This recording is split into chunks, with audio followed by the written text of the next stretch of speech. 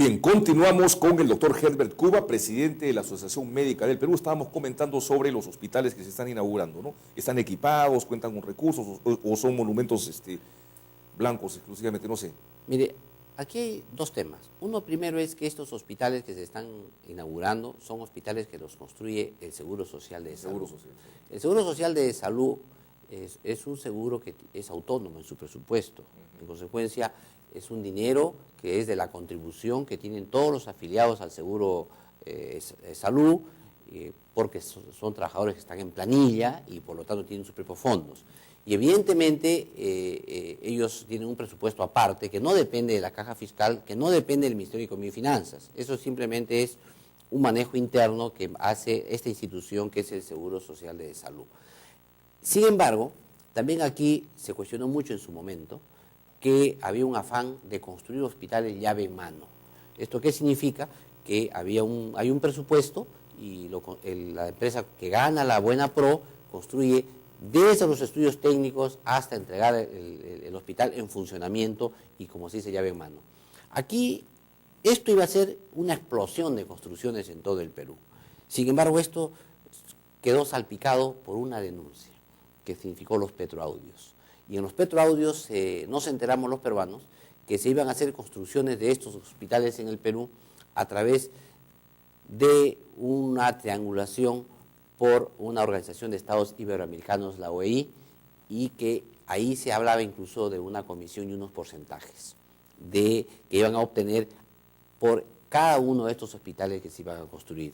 Inclusive ahí estuvo involucrado este empresario Canaán, y en consecuencia todo este gran avalancha de hospitales que se iban a construir en todo el Perú quedó paralizado por las investigaciones que se hicieron. Aquí se hicieron cuestionamientos básicamente de dos áreas. Primero, que eran construcciones que no respetaban la ley de adjudicaciones y contratación del Estado, que es Consucode, y eludían esos controles de Consucode a través de un organismo internacional. Esta es la primera crítica. Y la segunda crítica, que en los petroaudios se escuchan porcentajes de comisiones, y en consecuencia esto quedó ahí.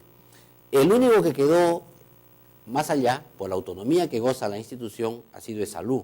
Por eso es que estas construcciones han sido, por algunos congresistas de la República, cuestionadas en su transparencia. Sin embargo, la pregunta que nos haríamos es, ¿son necesarios los hospitales o no son necesarios los hospitales? Evidentemente que son necesarios los hospitales, pero también son necesarios los médicos.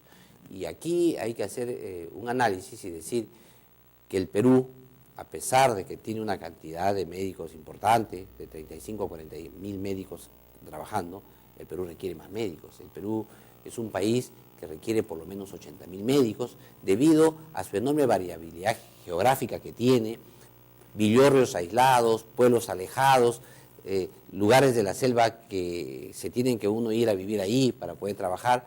De lo contrario, vamos a tener la cantidad de médicos que tenemos que nos sirven solamente para atender las ciudades.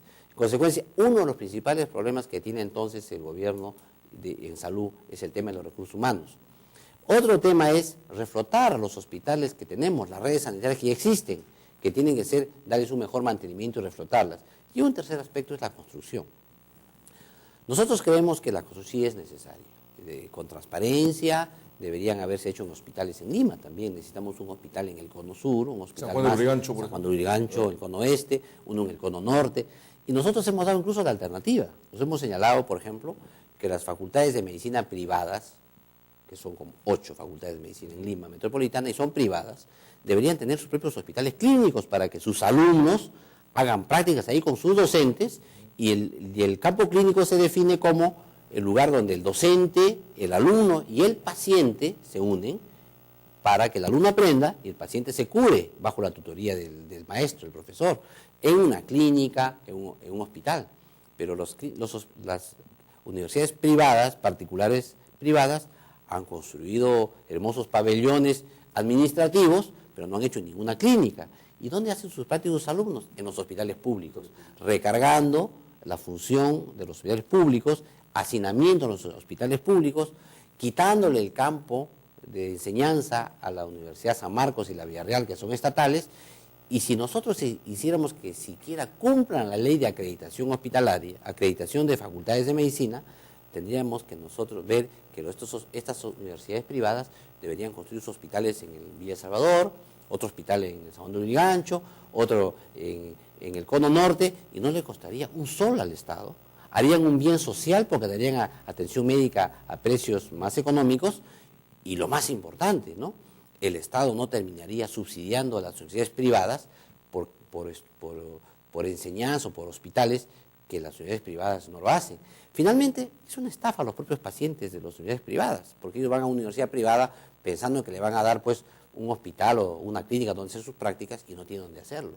En consecuencia, yo creo que si hacemos que la responsabilidad social o las empresas cumplan su obligación social, podemos nosotros lograr fácilmente incrementar la oferta hospitalaria sin necesidad de cargar la caja fiscal, haciendo que los privados también pongan su cuota de inversión que se requiere.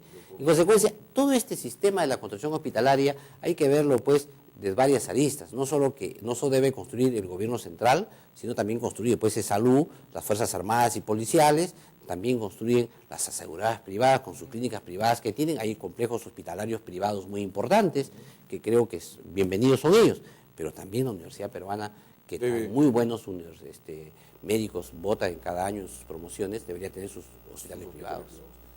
Doctor, muchas gracias. Realmente nos está dando información muy importante. Su palabra pues es una palabra autorizada. Yo no quería terminar la entrevista, hay un tema que nos preocupa muchísimo, que es el tema de los medicamentos, ¿no? Dígame, ¿hay abastecimiento de medicamentos? ¿Puede haber una escasez de medicamentos más adelante? ¿Cómo se está manejando el tema de los precios? En fin. Mire usted, lo que la población necesita es que los medicamentos sean accesibles. Y baratos. Baratos y eficaces. Esas tres cosas, accesibles, baratos y eficaces. ¿Qué se hizo para lograr eso? Inicialmente en la década del 90 se hizo una liberalización de las farmacias, es decir, ya no era necesario ser químico farmacéutico ni tener una ubicación geográfica en la ciudad, sino si tú querías, eras un empresario, colocabas tu farmacia y contratabas un químico farmacéutico y podías tener libre comercio y podías tener farmacias una al lado de otra en una calle. ¿Cuál ha sido la respuesta a esto? Una canibalización, una liberación excesiva, y que ha logrado quiebras repetidas de esos establecimientos privados, que el 30% de los medicamentos que se venden en estos establecimientos sean falsificados. Era imposible controlar la cantidad enorme de 30% falsificados y adulterados, 30%. Y imposible el control de todos los miles y miles de farmacias que hay en todo el Perú. No había mecanismo real para esto. ¿Y qué llevó como consecuencia? Que este libre mercado absoluto de los medicamentos generaron la aparición de las grandes cadenas farmacéuticas.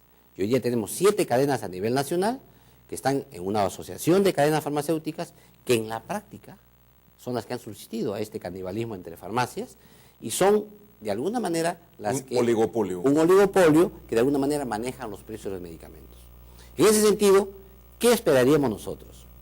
Que el organismo regulador, que es Indecopi, que evita la concertación y el monopolio en el mercado, intervenga drásticamente y vea que estos precios no sean concertados. Y le voy a poner un ejemplo.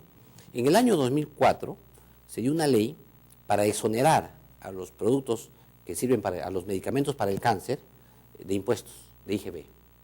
¿Qué esperábamos nosotros? Una reducción de los precios de los productos para el cáncer de por lo menos un 19%, ¿no es cierto?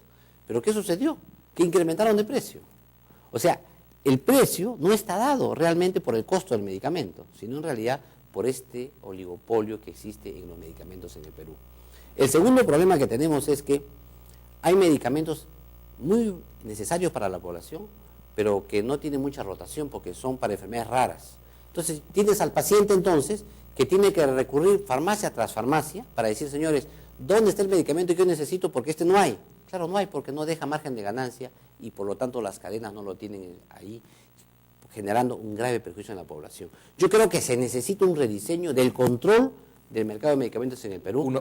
Una reingeniería para que de esa manera haya medicamentos accesibles a todos los peruanos, de calidad, de muy buena calidad y sobre todo que sean eficaces.